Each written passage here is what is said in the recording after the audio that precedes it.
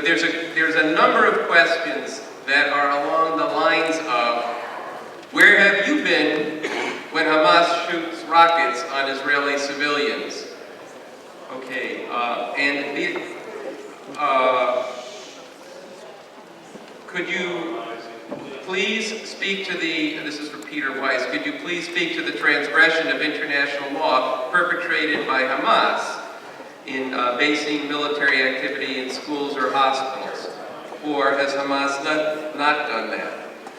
So there's a first set of questions here. Maybe I won't take the time to read them all, but there's a lot of questions which maybe they're not the predominant ones in the room tonight, but they're questions along the lines of, didn't Hamas start it? And as I said in the beginning, is that really the question? What's the it that got started, and where is the beginning? So I want to have the panelists, you can take the first question, which was posed most provocatively, but it's in terms of what about the Hamas rockets and how do you understand it? And people have spoken to that, but I think it's worth joining it again. Right on.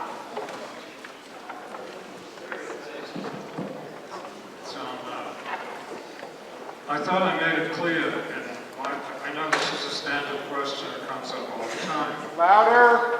I thought I made it clear in my remarks from the podium that I consider the rockets from Hamas to be a violation of humanitarian law. The launching of missiles against exclusively civilian populations is as much a violation when it kills 20 people than when it kills nearly 1,000. It is still a violation. And many of us have urged that the solution of this conflict end all violence. I made that clear also, so I'm not sure whether I'm missing the question or whether there's something else involved here. Just to give a little history, Hamas only began to target, and I'm not defending the action because I certainly agree with you, it is a clear violation of international law, as Richard Falk has repeatedly said, but they only began to target, I'm giving you Hamas's argument, Israeli civilians after the 1994 massacre by Baruch Goldstein in the mosque in Hebron. 30 Palestinian worshippers gunned down and killed, dozens wounded.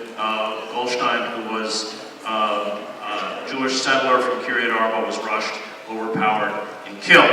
At that point, Hamas's feeling, and of course, if you look at the numbers, it's disproportionate in terms of the number of Palestinian dead versus Israeli dead. It was 5-1 before this conflict, and now we're running, of course, much higher than that. The total number of Israelis killed by rockets, I think, is about 20, and the number of Palestinian dead runs up until this current incursion about 5,000 since the year 2000.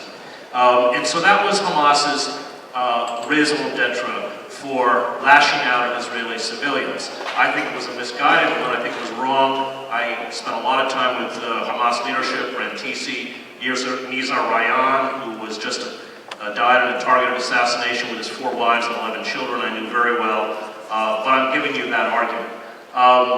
And their argument was, when they stop killing our civilians, we'll stop killing their civilians. I think it's also important to realize that there was a truce that was negotiated by Egyptian intermediaries in July, and it was Israel that broke the truce.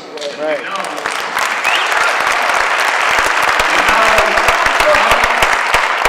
Israeli reporting in Aretz and other newspapers that this operation has been 6 months in the planning, and that on November 4th they went into Rafah, carried out a brutal strike that killed a number of Hamas fighters, and got the response, created the provocation that they wanted. Hamas fired rockets.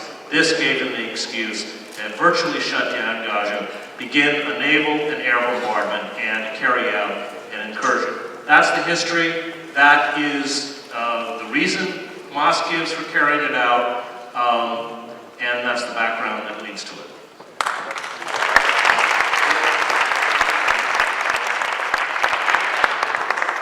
One of the obligations of international law is to exhaust all peaceful means of resolving a conflict before resorting to force.